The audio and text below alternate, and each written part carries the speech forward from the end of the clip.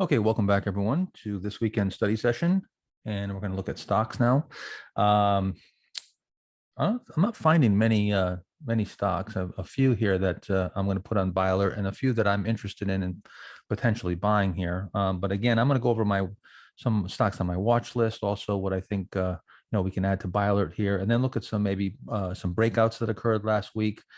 Let's start off with taking a look at the CEIX, which had a pretty good move here as far as percentage wise. If you measure the percentage move, it's moved up about 130% in a pretty short period of time, in just about 8 weeks. So that meets the criteria for a power play, and not very explosive though. I would have liked to seen it more explosive, but again, it does meet the criteria here. You got where it tried to come out with no pivot, pulled back, and now sort of resetting here. So I think a move above that 1964-ish level, and then of course into new high ground around the $20 level. GPRE, another one setting up here, trying to tighten up here on the right side, putting in this flat base here, sort of a base on base. So again, if this can come out here, that's one that I'm considering. JHG. This again tried to come out with no pivot, came back, and has this sort of reset. That's sort of the theme that I've seen in some of these, that where they tried to come out, market got a little heavy for a short period of time, pulled the stocks back, and now some of them are just turning back up in that Hardaway crossover fashion, as I pointed out before. I'll talk about that in just a second. Some of you have asked about the Hardaway crossover pattern, if you will. I'll show you that in just a second. But this has been typical lately, where we've seen this reset. So again, tight here. I mean, it's got a couple days move above the the 4074 level. That would be a move above that pivot point. LKQ. This one's pretty constructive. I like the shakeout here, and then tightening up. You've got you have the little tiny cup with handle within the larger cup with handle VCP characteristics, where you're tightening up, getting pretty tight here on the right side. That looks pretty good. You got a little tip off day here on Friday where it was up, came down to the low in that pivot, closed up in the upper range. Volume was a little bit elevated, so that may be giving us a tip off that might get through the pivot here. I'd like to see it go inside, so I wouldn't run into these things. Don't run into these things pre-open. You don't want to gap them. We want to see them go inside and then move through the pivot. Rambus is one that moved up. I mean, this came ripping out of here. You got a cheat area here. You could have bought this, I guess, on the June 11th as it moved through that cheat area. And I mean, you would have gotten obviously paid very quickly. So this has been very strong. This move it's explosive, but it doesn't have the percentage gain. We're not seeing this as a huge percentage gain. If you measure this, it moved up only about 30%, which is a nice move, but it would not qualify as a power play. However, you're starting to get a little pivot here, and this would just be playing that first pullback in a new uptrend here. UPS is one that last week I was looking to actually buy if it could move to the pivot, but it actually went in the opposite direction. So still, if we can come out and get above these highs here, I think this is one that I might buy for myself, and we'll put on the platform as a potential buy. But again, let's see how this opens. Let it open. If it can open quietly and go inside, that would be great. So don't rush in here unless it actually pivots. Looking at this WMS. This is a typical sort of Hardaway crossover. Let me go back to this concept here, where you come out right here on the 12th of July, and you see you break out one day, but then it pulls back and it undercuts the pivot low. But then look, comes ripping right back into new high ground, and usually leaves you in the dust, because very few people will buy these back once they get stopped out so quickly. So this is also what we call a slingshot coming back. Again, these Hardaway crossovers, I don't play them that often, hardly ever. It's more of an observation than anything. And then maybe, if it pulls back, it tightens up, you get a little pullback to the breakout. I might try some of these. That's why WMS I'm looking at here.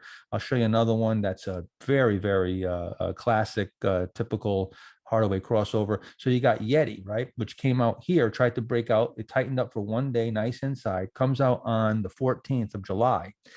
Then you get a reversal outside day, which probably there you'd want to reduce if you got sucked into that trade. And then 1, 2, 3 days down, right? Definitely knocking out here. You're coming up below the space here, below the pivot, and then look, boom, boom, right back into new high ground. That's the Hardaway crossover where you get sucked in, stopped out, and then it crosses right over and goes right back into new high ground. Another one was this ARVN.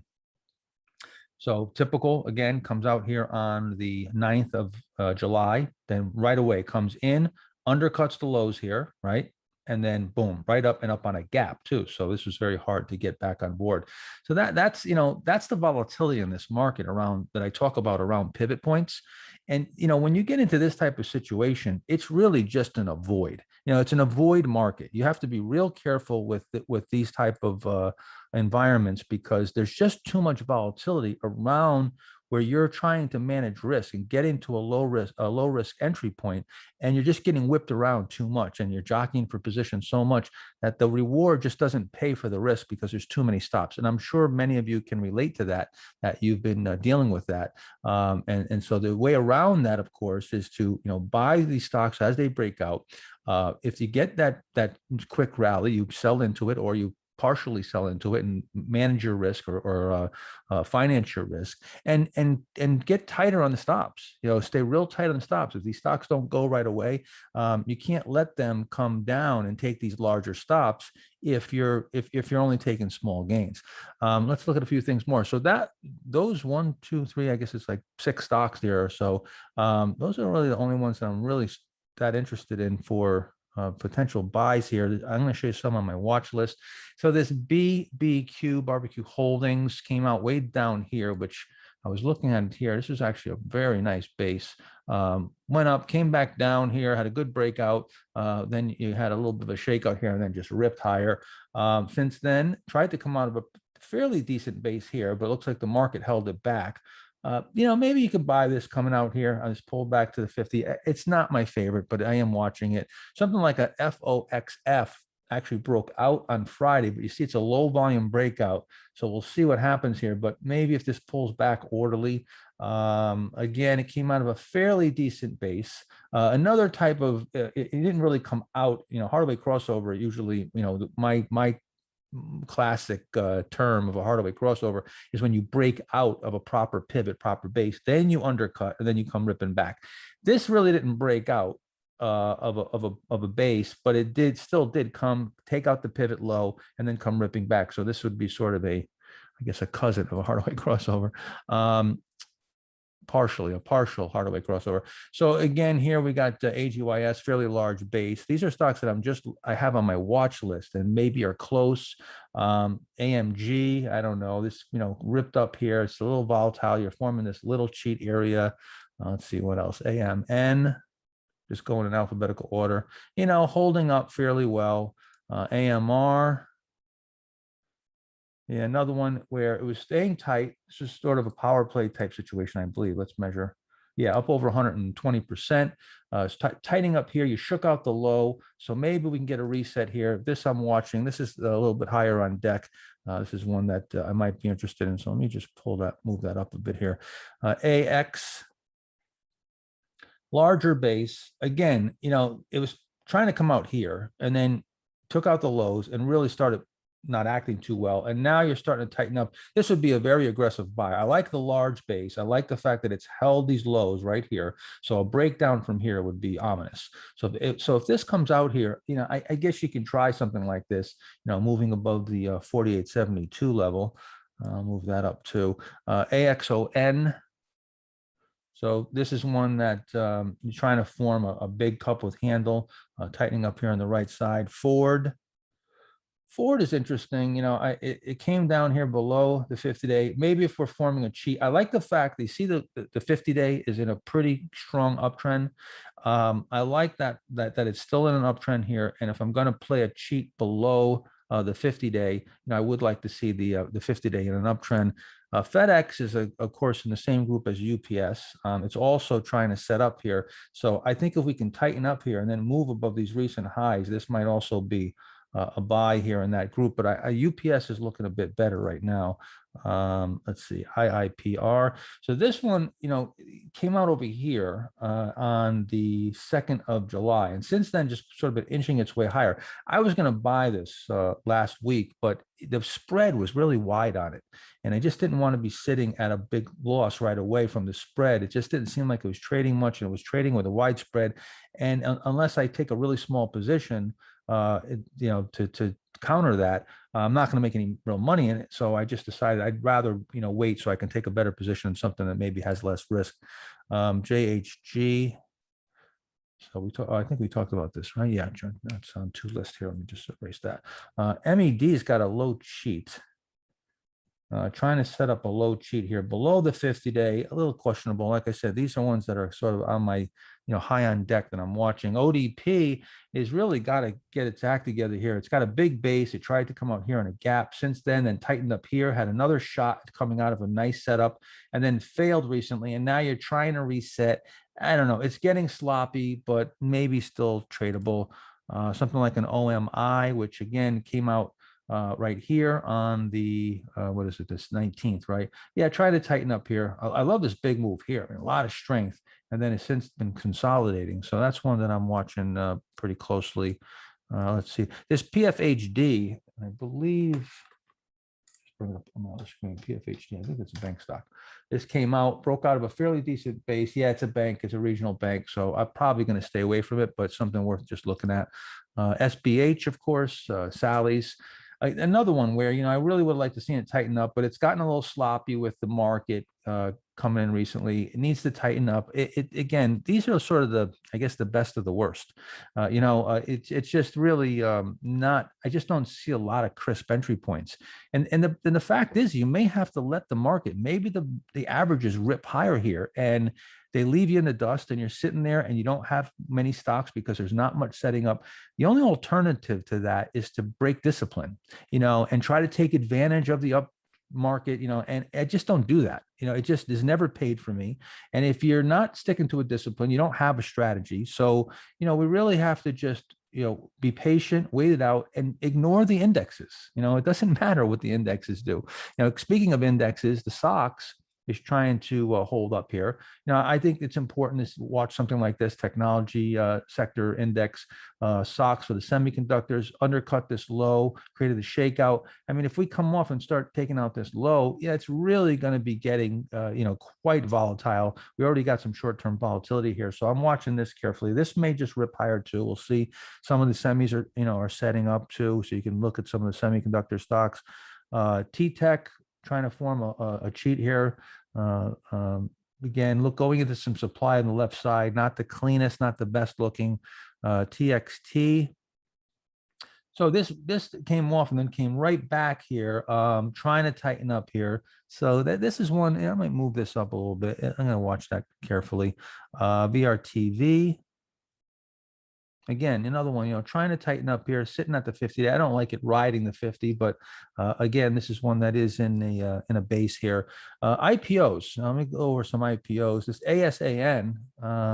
As I ran my IPO screen, I see, there's a good number of IPOs, but again, not a lot of crisp entries. This ASAN came out without a pivot. It's holding up really well. I mean, very powerful. This is super strong. So in a tough market, you want to trade these high alpha names because they're just in their own world. The market doesn't really affect them very much on a day-to-day basis. FA, this would need a lot of work, but it could form a cheat area. This JOAN, which is Joan Fabrics, I guess, Joanne Fabrics.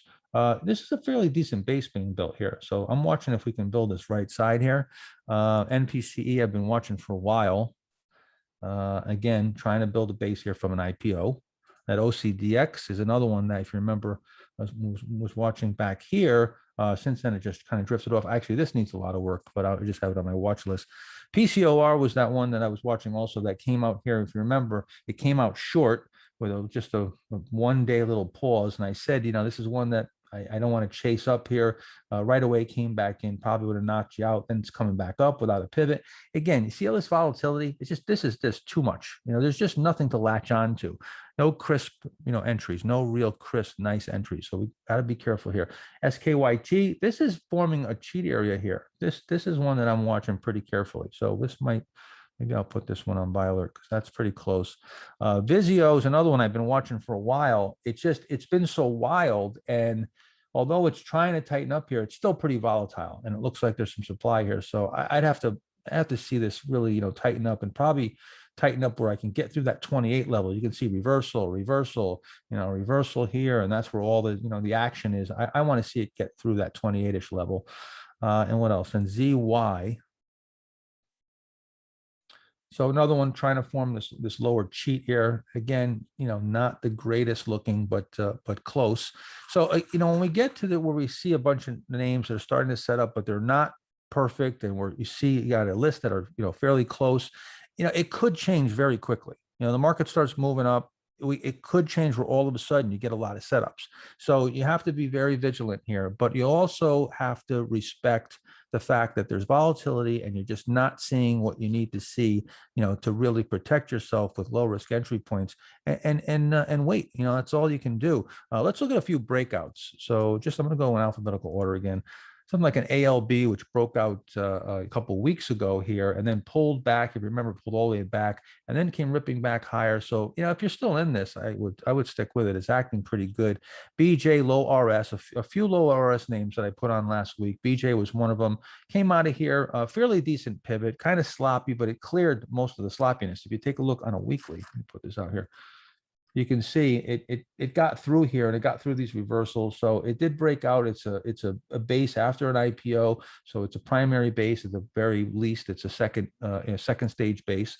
Let's see what else. Crowd, if you remember last week, Crowd, that was one that I talked about, came through that pullback buy right there. That's up a couple of days. Docs came out on a gap. This is one that Mark Ritchie and I were watching, but I wasn't going to chase this, but so far it's holding up. Let's see, Hershey, and we're starting to see some money go into some defensive areas, and Hershey was one of them. This came out on 7/7 on July 7th. So, and then it consolidated a little bit with a little natural reaction back into new high ground. Now you got your first pullback here. It's still, if you're in it, it still looks fine. I don't know if I'd buy it here, right here. HCNP broke out, of course, last week. This came out pretty nice, pretty strong breakout. So again, we'll watch that. INMD is acting pretty good. Hold on, let's see. Oh, I'm sorry, I skipped INMD. Yeah, and Moderna, of course, that was that little pullback buy right here that I bought, if you remember, a couple of weeks ago. I mean, this one's just been ripping. Even had this reversal here, and now it's reversal recovered in a few days. Again, this is just acting super, super strong. But of course, with this nice profit, I'm sure anybody who was in that is gone. PANW is acting really good, coming out of a big base. Again, look at the weekly. Nice base, really good. Here's your stage 2 uptrend, right? You get into a new stage 2 uptrend. And now this is your first base, and a good size base in that stage 2 uptrend. So that's, precisely textbook what you're looking for. Whether it works or not, that's the question. We'll have to see. But again, that's a textbook setup. We actually bought that right here on 625. Still long that with a full position on the MPA service. I am not in it personally, but we're still holding it long as a recommendation, and it's up about 6.5% from there. Google, of course, we sold half of that at about an 8.3% profit. Bought it over here, getting some extended here. Now, I wouldn't be surprised to see it even extend a bit more if this market moves up, and then I would just sell right into that. Amazon still holding up. Let me get back to a few others. PFE, Pfizer. So this broke out also, 1-day pause pivot, acting pretty good. Tried to reverse a recovery here on Friday. So that's acting pretty good. A low RS name. And then, of course, this Roku, came ripping out. I mean, wow. I was looking for this, and we talked about this. Remember, I made this little drawing and showed I'd like to see it go inside. And I was looking for that little pullback buy within the handle. So if you look at here, Here's your base, right? Again, coming out of a stage 2 uptrend, you actually were in a stage 2 uptrend here. Then you flattened out and it started rolling over, started looking toppy, but then it went in retrospect, it looked like this is just built another base. And we went into stage 1, back into stage 2. And now you've got that, that big base coming out of that initial stage 2 uptrend after this stage 1. So again, not a whole lot, not a whole lot, but that may change. That could change in very short order. I'm going to probably take, because we're improving here as far as seeing the market when it's some of the indexes went into new high ground. We went on buy alert, close to a buy signal. If I see stocks setting up something like maybe this UPS, a few of these names that I talked about, I'll probably take a couple positions, maybe smaller than normal. If I take them, if they're really tight, if I take them bigger than normal, I'll probably trade some of it out into a short-term move. Who knows? Maybe all of it. We'll see, depending on what type of move I get. But again, just keeping my powder as dry as possible and being as crisp and tight as possible on the entries until we see things start to work again, because even on the short-term basis, it hasn't been working as well as it was prior. And that's why, this has been a challenging month. But again, I'm going to just defer to the stocks, bend with the setups. If we get setups that are setting up and breaking out, I'm going to be buying some names, and we'll be putting them on the platform. And I would say, you start off with some smaller positions and start pyramiding your way in if things are working. If they're not working, we're going to go the opposite direction. We'll pare back. I certainly will be paring back my exposure and my number of trades, and we'll have to wait longer. But let's defer to the stocks and see what this week brings us. Okay, I'll talk to you guys later. Bye bye.